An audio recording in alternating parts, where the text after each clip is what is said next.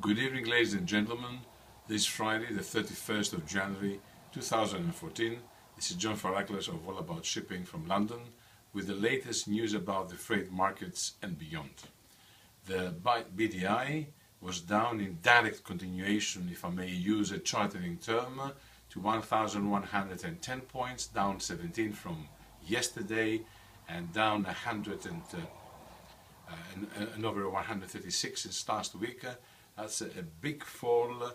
There hasn't been any ups like the previous week that we had a bit of an increase in the freight rates. It was all down, and this is a very grave situation as the index lost 1,117 points, nearly 51% of its strength this year since the last closure of the markets in December 2013.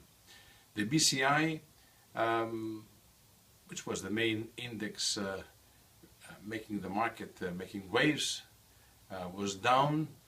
It closed down 52 points at 1,524, 3 points from yesterday, but 199, nearly 200 points from last week.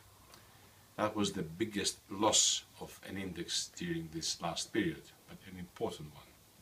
The BPI, conversely, was down as well at 1,337 points, exactly 100 points since last week.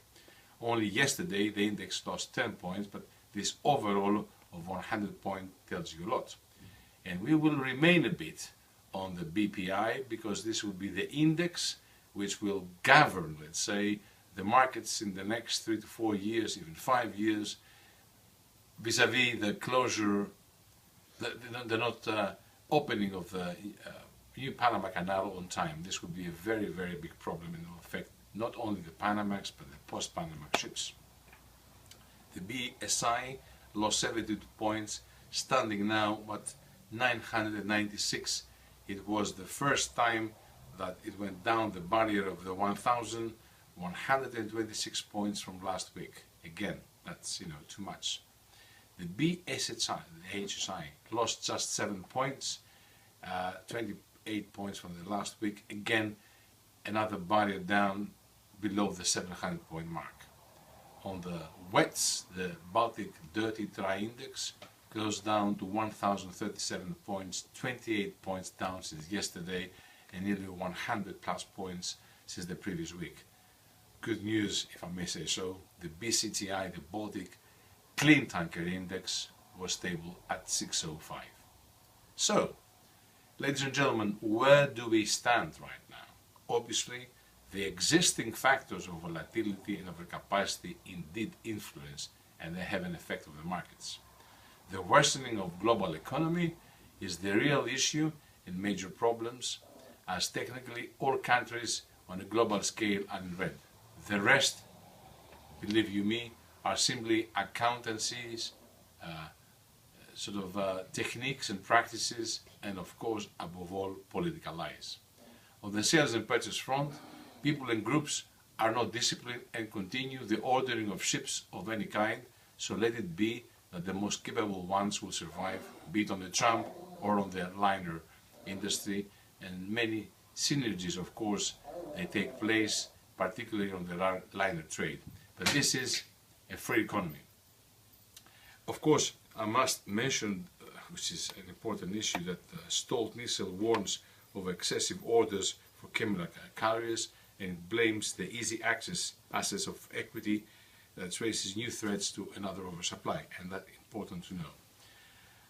According now to the chairman of Lloyd's Register, Tune Anderson, during the 28th of January's traditional cutting of the Vassilopita at the premises of Lloyd's Register, he mentioned that in April 2013, the Global Marine Trends, the report of 2013, done by Lloyd's Register, Kinetic and the Strathclyde University, provided the industry with a significant insight into the future of the maritime industries.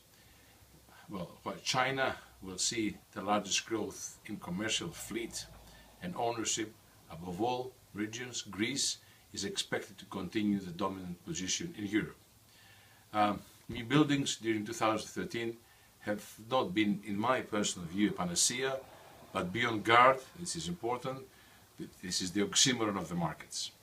Piracy now, and we had some hiccups, and the report by Dr. Yurçoglu and Professor Alec Kurtubis from the Greenwich University is something you must study. So log on www.allaboutshipping.co.uk and read what Joe Santayana has to say about Somali piracy and what was his views.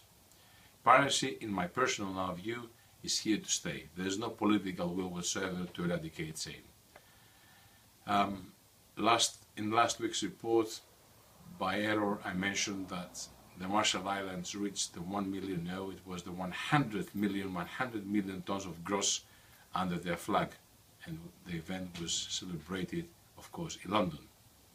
In Greece, the strangulation of the Greek public continues, and well, those from inside and with this outrageous coalition, and those from the outside, one day, I can assure you, they will pay a hefty penalty of their doings.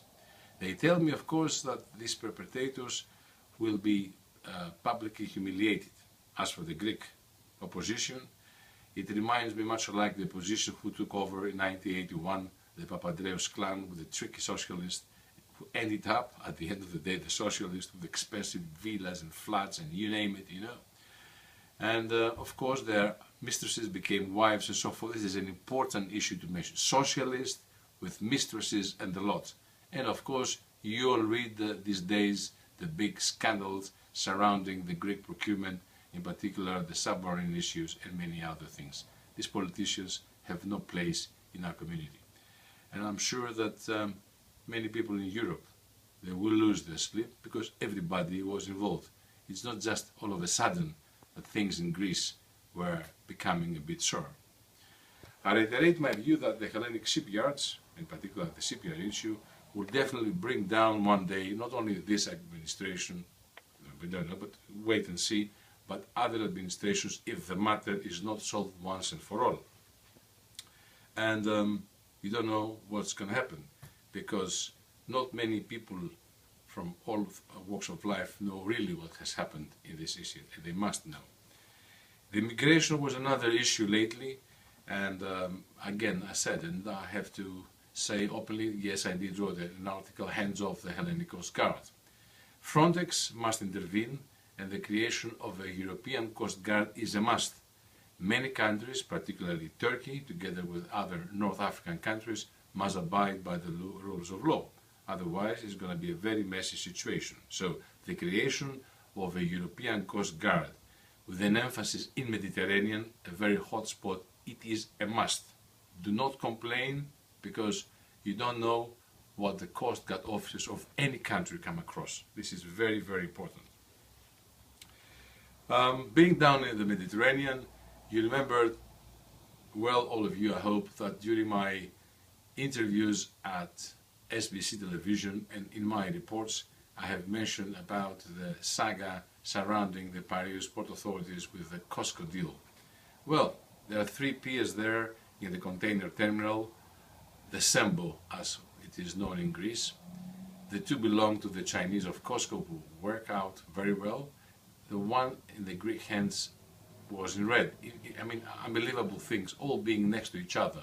So when you arrive at the docks, at the piers of the Chinese, you berth anytime, 24/7, and immediately you start your commands to discharge. What about the Greek pier? This is very important, and we need an explanation. There are reports flying around, but you know, this is important. And I have said, if you recall, and everything is in public domain, I have said, those who have done the deal, the legal part of the deal, why they left loopholes? Okay, Greece and many other countries, they need foreign investment, but you must make a square deal with no exceptions and no problems that they might arise later on and create havoc. Finally, I was the other day reading the news about Barack Obama's My IRA. IRA stands, of course, for the Individual Retirement Account, and it's basically a savings account. Now, this is important, with tax breaks, of course, making it an ideal way to stock away cash for your retirement. A lot of people mistakenly think that the IRA itself is an investment, but it's just a basket in which you keep stock, bonds, mutual funds and other assets. Can you now metaphorically see at the same period, the same project back in the 50s, 60s and 70s, when a similar project was there for the Greek seafarers, and what has happened to them? They have lost all their money, and today those who have survived, or their siblings or their wives, they are subjected to cuttings and increase of taxation. Is this a way to pay off the workers of the sea? This is, outrageous. And I'm sure that this is the biggest shame of Europe. Once and for all, we have to explain to Mrs. Merkel and Mr. Schäuble, because the Germans, they call the shots, come on, and of course to the International Monetary Fund, to Mrs. Lagarde, that enough is enough. If they want the money that various banks lended to the Greek regimes, the politicians, there are 300 now in the Greek parliament, with a few in jail, but the rest, over 1,000 people, are easily accessible, except those, of course, who have passed away, to sit on the dock, and, of course, the money, you like it or not, if you know the way, you can find them. That's a very, very important issue. Finally, the real wages that we just read in the British press have been dropping consistently since 2010. It's the longest period of fall since 1964. This is an important issue that tells you what happens in the British Isles here, in the British economy, and of course, same applies to the rest of Europe, not to say to the world. It is important to understand these issues. Anyway, we have to say a goodbye to you. Enjoy, all of you that tomorrow will go to this big event at the Dorchester Hotel, organized this annual dinner and ball by the Hellenic Engineers Society of Great Britain, which of course they will entertain us to the full. And for those that they live in the British Isles, mind the weather. There's heavy weather coming, affecting us all here and other European countries. This is John FARACLAS from allaboutshipping.co.uk, and we look forward to your comments. Have a nice weekend.